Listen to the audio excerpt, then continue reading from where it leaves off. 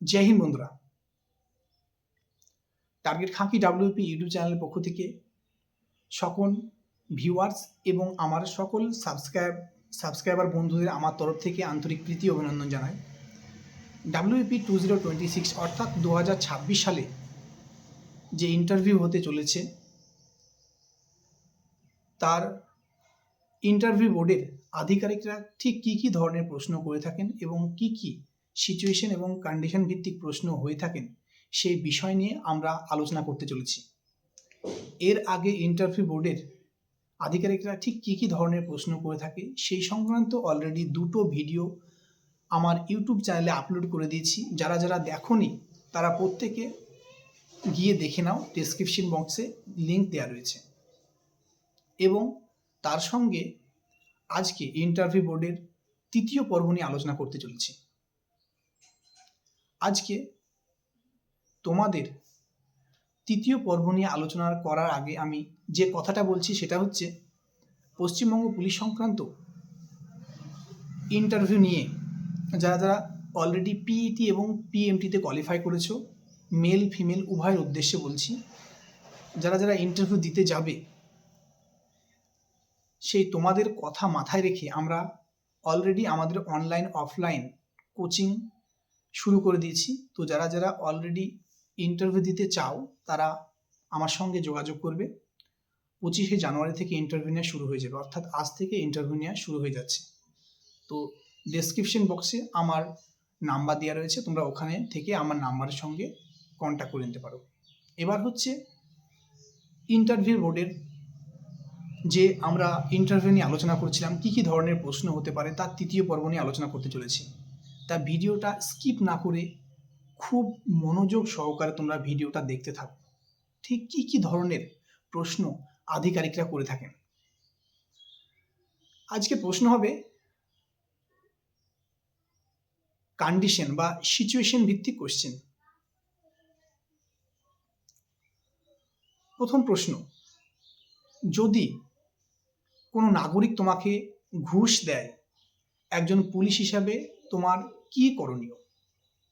এর সঠিক আনসার কি হবে সেটা তোমরা ভালো করে শোনো।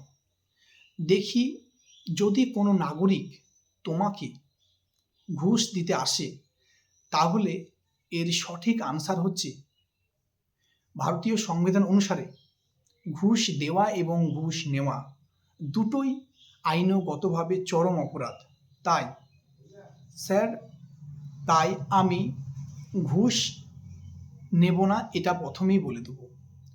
এবং সেই নাগরিকের সমস্ত কথা শোনার পর যদি বুঝতে পারি যে এখানে আমার জীবনের ঝুঁকি রয়েছে, অর্থাৎ প্রাণ বিপর্যয়ের কোনো কন্ডিশন রয়েছে, কোনো সিচুয়েশন রয়েছে, যদি দেখতে পারি এখানে আমার মৃত্যু পর্যন্ত ঘটতে পারে, তাহলে আমি সেই মুহূর্তে কোনো চাপ না নিয়ে আমি ঘুষ নেব। নেওয়ার পর আমার উচ্চ কোনো আধিকারিক বা কোনো স্যার যদি থাকে তাকে পুরো ব্যাপারটা বলবো, কি কারণে কেন আমি ঘুষ নিয়েছি। তোমাদের এটাই হচ্ছে সঠিক আনসার।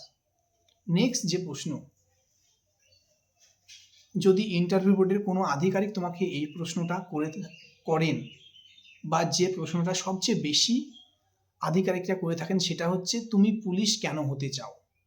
তাহলে এর সঠিক আনসার কি হওয়া উচিত সেই বিষয়ে বলতে চলেছি, তোমরা মনোযোগ সহকারে শোনো। যদি ইন্টারভিউ বোর্ডের কোনো আধিকারিক, কোনো স্যার বা ম্যাম যদি তোমাকে এই প্রশ্নটা করে থাকেন যে তুমি পুলিশ কেন হতে চাও, তাহলে তুমি বলবে, স্যার, পুলিশ যেভাবে সমাজের সর্বনিম্ন স্তর থেকে সর্বোচ্চ স্তর পর্যন্ত পুলিশ নাগরিকের আত্মনিয়ন্ত্রণে এবং মানুষের যে কোনো কন্ডিশনে, যে কোনো সিচুয়েশনে যেভাবে পাশে থাকে এবং তাদেরকে যেভাবে সাহায্য করেন, তাদের সেই ন্যায় নীতি আদর্শ দেখে আমি পুলিশের প্রতি অত্যন্ত যত্নবান হয়ে উঠেছি এবং আমি যত্নবান হয়ে উঠেছি, এর জন্যই আমি পুলিশে আসতে চাই। তুমি ন্যায় নীতি আদর্শ দেখেই তুমি শুধু পুলিশে আসতে চাও? এই জন্যই কি তুমি শুধু পুলিশে আসতে চাইছো? যদি এটা বলে, তাহলে তুমি বলবে, স্যার, আমি পশ্চিমবঙ্গ পুলিশের ফর্ম ফিল আপ করে এক্সামের জন্য সঠিক গাইডলাইন্স মেনে প্রিপারেশন নিয়ে এক্সাম দিয়ে মেন এক্সাম কোয়ালিফাই করে এবং মাঠে সফলভাবে পাশ করে এসে আমি ইন্টারভিউ বোর্ডে আপনার সামনে উপস্থিত হয়েছি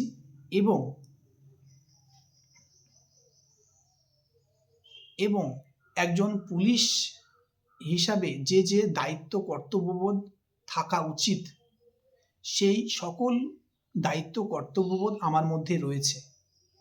তাই আমি পুলিশের প্রতি অত্যন্ত আগ্রহী। এই জন্যই আমি পুলিশ ডিপার্টমেন্টে আসতে চাই। এবং তুমি যদি বলে এই বিষয় নিয়েই তুমি শুধু কি পুলিশে আসতে চাও, তাহলে বলবে যে এর থেকেও বড় কথা হচ্ছে, স্যার, আমি খুব ছোটবেলা থেকে পুলিশের পোশাকের প্রতি অত্যন্ত শ্রদ্ধাশীল এবং খুবই যত্নবান। কারণ ছোটবেলা থেকেই পুলিশের পোশাক এবং পুলিশের আচরণ এবং তাদের সেলফ যে অ্যাটিটিউড, সমস্ত বিষয় দেখে আমি অত্যন্ত মুগ্ধ হয়েছি এবং তাদের দায়িত্ব কর্তব্যবোধ দেখে আমি পুলিশের প্রতি অত্যন্ত আগ্রহী। এবং আমি পুলিশ হয়ে সমাজের সর্বনিম্ন স্তর থেকে সর্বোচ্চ স্তরের মানুষকে আমি আত্মনিয়ন্ত্রণে সাহায্য করতে চাই এবং তাদের পাশে থাকতে চাই। এই জন্য আমি পুলিশ হতে চাই। এটাই তোমাদের আনসার হওয়া উচিত। তো তোমরা ঠিক এইভাবে আনসার দিবে। তো এটাই ছিল বলার।